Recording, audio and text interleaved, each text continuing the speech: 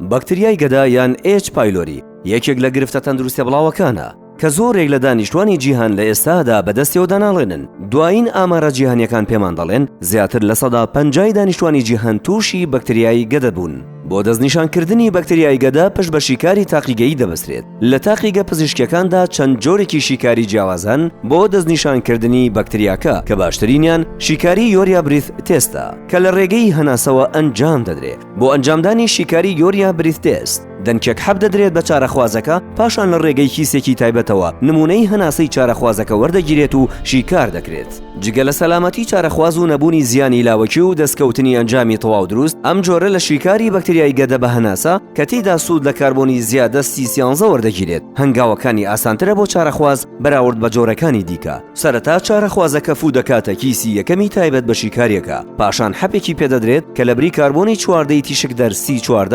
کاربۆنی C13 تێدایە کە جۆرێکی کاربۆنی سەلامەت و بێزیانە. پاش تێپەڕبوونی نزیکەی 20 خولەک لە پێدانی حەپەکە چارەخوازەکە فوو دەکاتە کیسی دووەمی کۆکردنەوەی نمونەی هەناسەکە و نمونەکە شیکار دەکرێت. لە ئێستادا لە تاوەری تەندروستی سمارت ئەم شیکاریە بەکاردەهێنرێت و بەردەستە.